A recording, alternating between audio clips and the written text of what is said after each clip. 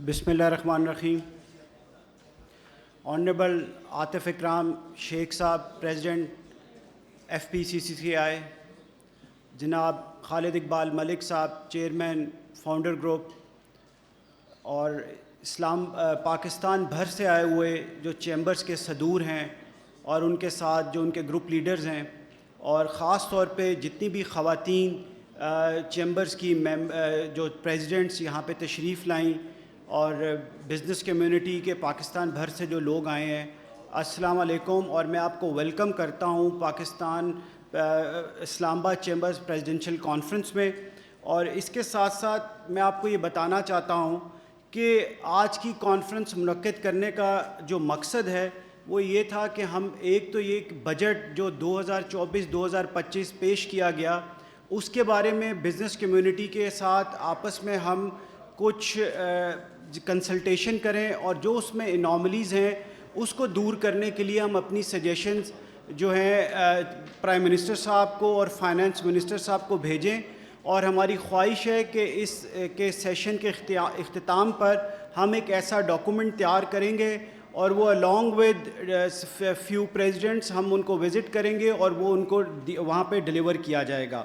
اس کے ساتھ ساتھ اس ایونٹ کا دوسرا مقصد یہ ہے کہ پاکستان جس طرح کے اکنامک کرائسس سے آج کل گزر رہا ہے، تو میں یہ سمجھتا ہوں کہ ایز اے پاکستانی اور as a Pakistani business man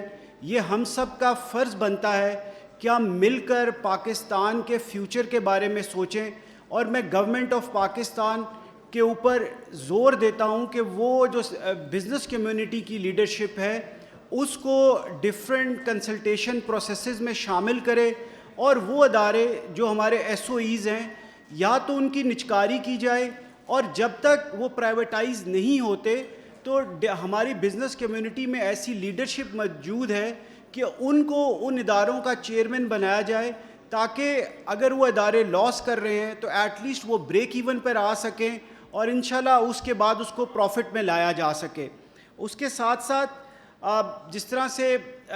last care taker prime minister صاحب نے انیشیٹو لیا، جتنے بھی ڈفرینٹ ڈسٹرکٹس میں ویسٹ مینجمنٹ کمپنیز تھیں ان میں جو چیئرمین تھے وہ انہوں نے بزنس کمیونٹی سے تعینات کیے، تو یہاں پہ ان کے ثاقب رفیق صاحب اور دیگر پریزیڈنٹس بھی یہاں پہ موجود ہیں، تو آپ نے اس دفعہ جو ہماری عید گزری اس کے اوپر بھی اور پورے پنجاب میں آپ نے دیکھا کہ اس کا صفائی کا کتنا بہتر اثر ہمیں دیکھنے کو ملا۔ تو یہ وہ اپروچ ہے کہ جب آپ ان اداروں میں بزنس کمیونٹی کو شامل کریں گے اور آگے لے کے آئیں گے تو ان کی یہ کوشش ہوگی کہ ہم ڈیلیور کریں اور بزنس کمیونٹی کا نام بھی روشن کریں، اور اس کے ساتھ ساتھ جو ایٹماسفیئر ہے اس کو مزید بہتر بنایا جائے۔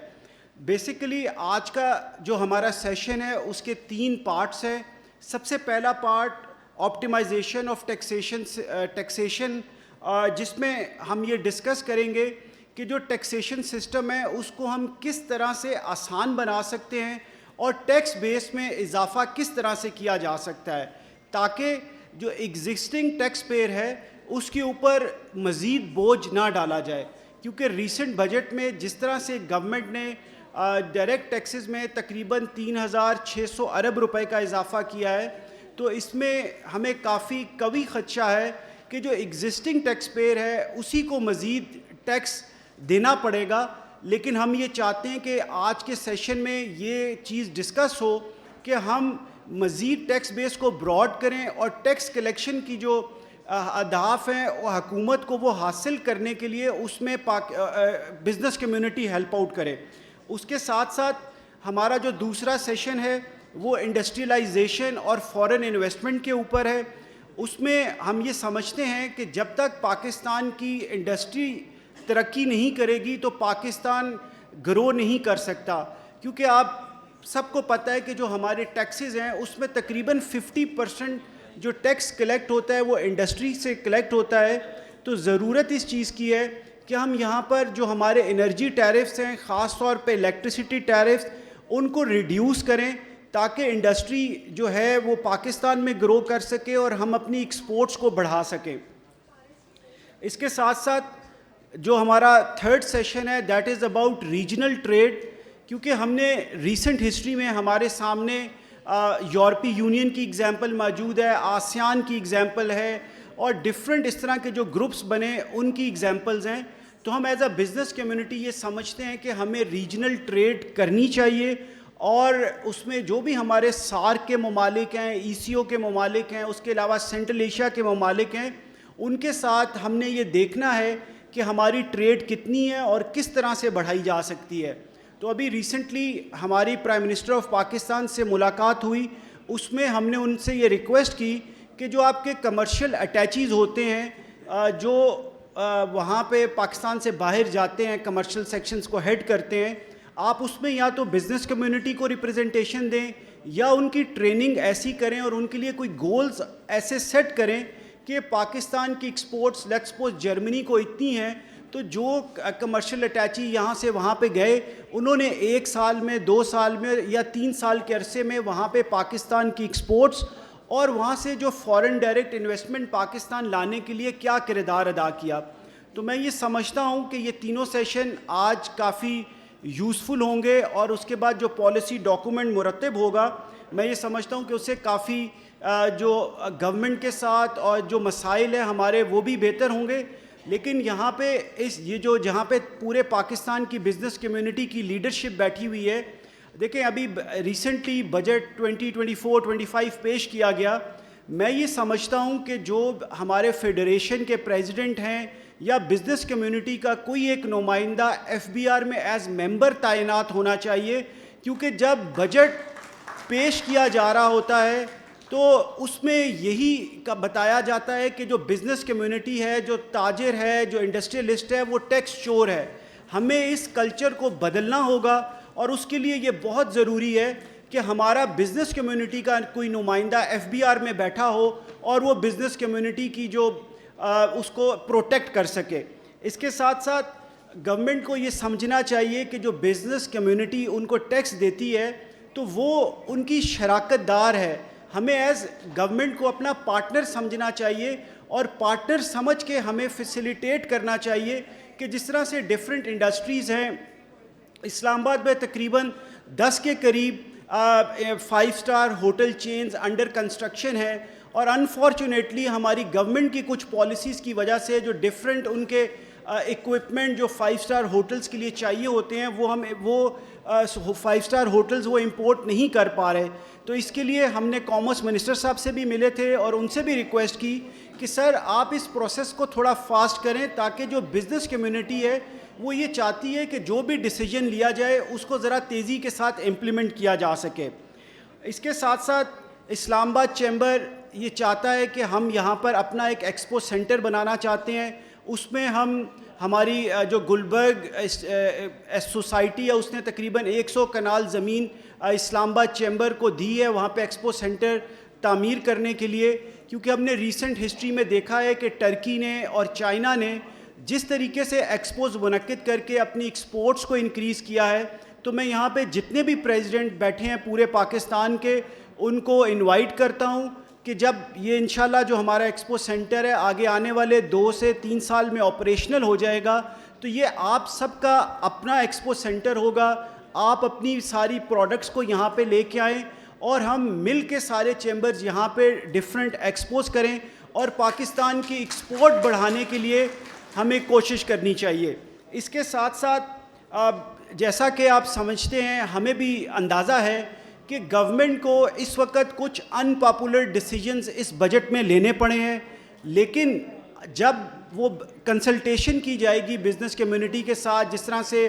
گور صاحب کے ساتھ کی گئی, میں بھی وہاں پہ موجود تھا پریس کانفرنس میں, ہم نے جو ان کی پازیٹیو چیزیں ہیں اس گورنمنٹ کی ان کو اپریشیٹ بھی کیا. جس طرح سے اس گورنمنٹ کا سب سے بڑی اچیومنٹ یہ ہے کہ انہوں نے انفلیشن کو کنٹرول کیا, تقریباً اس کو 38% سے 12% پہ لے کے آئے, اور اس کے لیے میں سمجھتا ہوں کہ یہ پوری جو ٹیم ہے اس قابل تعریف ہے. اسی طرح سے جو انٹرسٹ ریٹ ہے اس میں کمی کی گئی, اور ہمیں یقین دلایا گیا کہ آگے آنے والے 6 مہینے میں یہ انٹرسٹ ریٹ تقریباً 14 یا 15% تک آ جائے گا. تو ہم یہ سمجھتے ہیں کہ جب یہ انٹرسٹ ریٹ 14 یا 15% تک آ جائے گا تو جو ہماری انڈسٹریلائزیشن ہے اور جو انڈسٹریل گروتھ ہے، کیونکہ بہت ساری انڈسٹریز ایسی ہیں جو 50% کیپیسٹی پہ یا 30% کیپیسٹی پہ آپریٹ کر رہی ہیں اور وہ لاسز کر رہی ہیں، تو یہ ان کے لیے بہت ضروری ہے کہ انٹرسٹ ریٹ کم کیا جائے. اس کے ساتھ ساتھ اس گورنمنٹ کا ایک اور جو اچھا ہے وہ انہوں نے ڈالر ریٹ کو سٹیبل رکھا. میں یہ سمجھتا ہوں کہ یہ بھی ان کی اچیومنٹ ہے. اچیومنٹ کے ساتھ ساتھ کنسلٹیشن بہت ضروری ہے، اور لیکن میں سمجھتا ہوں کہ جس طرح سے سب سے امپورٹنٹ چیز ہے کہ دیکھیں ہم نے یہاں پہ جو بجلی پیدا کرنے کے آئی پی پیز لگائے اور جو سی پیک 1 تھا اس میں ہم نے روڈ انفراسٹرکچر پورے پاکستان میں ڈیولپ کیا. اس کا مقصد یہ تھا کہ سی پیک پارٹ 2 میں پاکستان میں انڈسٹریلائزیشن ہو. تو میں یہ سمجھتا ہوں کہ جو پاکستان کا فارن ڈیٹ ہے اس کا 1/3 جو ڈیٹ ہے وہ Chinese different banks, Chinese government اور ان کا ہے. تو ہمیں یہ ریکویسٹ کرنی چاہیے چائنیز گورنمنٹ سے کہ جب تک یہ سی پیک 2 کا جو منصوبہ ہے یہ پایا تکمیل تک نہیں پہنچتا تو یہ جو ہمارا 1/3 ڈیٹ ہے چائنیز، اس کو ہم یہ چاہیں گے اس وقت تک روکا جائے یا اس وقت تک اس کی ری فائنینسنگ ری شیڈیول کی جائے، کیونکہ اس موجودہ بجٹ میں تقریباً 9,700 ارب روپے ڈیٹ سروسنگ کے لیے مختص کیے گئے ہیں. اور ہم یہ سمجھتے ہیں کہ موجودہ حالات میں ڈیٹ سروسنگ کے لیے اتنے زیادہ پیسے مختص کرنے کا مطلب یہ ہے کہ پاکستان اکنامکلی یہ افورڈ نہیں کر سکتا. تو جب ہم یہ کہتے ہیں کہ ہماری دوستی چائنا کے ساتھ ہمالیہ سے اونچی اور سمندر سے گہری ہے، تو ہمارے چائنیز بھائیوں کو بھی یہ بات سمجھنی چاہیے، چائنیز گورنمنٹ کو بھی سمجھنی چاہیے. اور میں بزنس کمیونٹی کے پلیٹ فارم سے ان سے یہ ریکویسٹ کرتا ہوں کہ وہ جو چائنیز ہمارے لونز ہیں 1/3 آف فارن لونز ان کو ری شیڈیول کیا جائے تاکہ ہماری اکانومی ایک بہتر طریقے سے آگے بڑھ سکے. اسی طریقے سے اس گورنمنٹ کی جو پچھلی پالیسیز تھیں اس سے تقریباً 2.5% ہماری جی ڈی پی گروتھ میں اضافہ ہوا، یہ بھی ان کی ایک بہت بڑی اچیومنٹ ہے. اور میں یہ سمجھتا ہوں کہ ٹریڈ ڈیفیسٹ جو انہوں نے کم کیا ہے، اور یہ بھی بہت اچھا اقدام تھا ہمارے فائنینس منسٹر صاحب کا اور ان کی پوری ٹیم کا. لیکن اس کے ساتھ ساتھ ہم یہ سمجھتے ہیں کہ ابھی جس طرح سے گورنمنٹ نے اعلان کیا ہے کہ نئے گیس کے کنیکشنز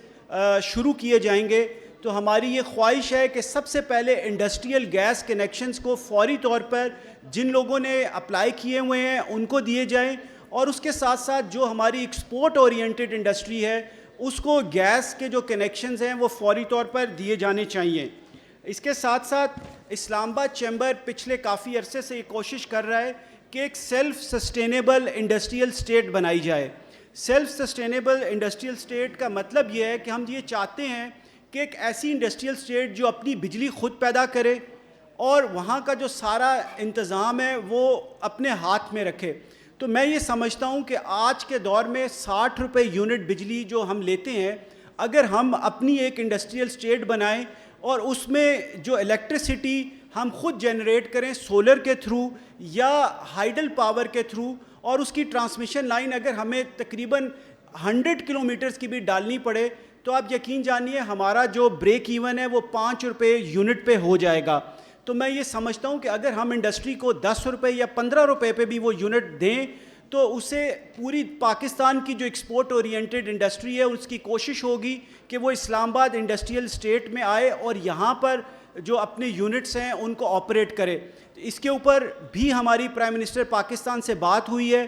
SIFC کے جنرل صاحب سے بھی ہماری ملاقات ہوئی اور اس میں انہوں نے ہمیں یقین دلایا ہے کہ یہ جو ہمارے مطالبات ہیں اس کے اوپر وہ نظر ثانی کریں گے اور بہت جلد ایک ہائی لیول میٹنگ ہوگی جس میں یہ سیلف سسٹینیبل انڈسٹریل پارک جو اسلام آباد چیمبر بنانا چاہتا ہے، اور اس میں بھی ہم پورے پاکستان کے چیمبرز کو انوائٹ کریں گے کہ وہ آئیں اور اس میں پارٹ بنیں اور اپنی انڈسٹریز کو وہاں پہ اوپن کریں. اس کے ساتھ ساتھ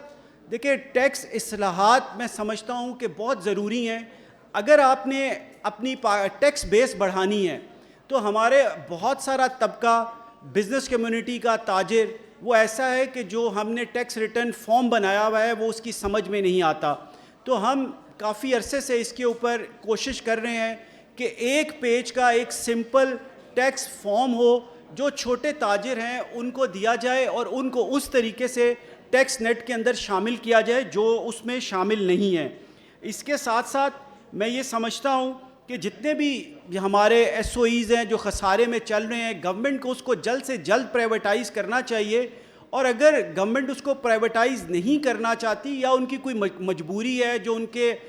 گورنمنٹ پارٹنرز ہیں ان کے ساتھ کوئی ایشو ہے, تو بزنس کمیونٹی ان کو یہ آفر کرتی ہے کہ ہم تمام پارٹیز کو ایک جگہ پہ بٹھا کے یہ سمجھانے کو تیار ہیں کہ یہ پرائیویٹائزیشن کرنا ہمارے لیے بہت ضروری ہے, کیونکہ یہ جو خسارہ ہے یہ اب ہماری اکانومی کے اوپر ایک بہت بڑا برڈن ہے اور یہ ہم برداشت نہیں کر سکتے. اس کے ساتھ ساتھ ڈسکوز کو پرائیویٹائز کرنا سب سے ضروری ہے, کیونکہ جو ہمارے لینڈ لاسز ہیں اور کیپیسٹی کی مد میں ہم لوگ پیمنٹس کر رہے ہیں وہ بہت زیادہ ہوتی جا رہی ہیں. تو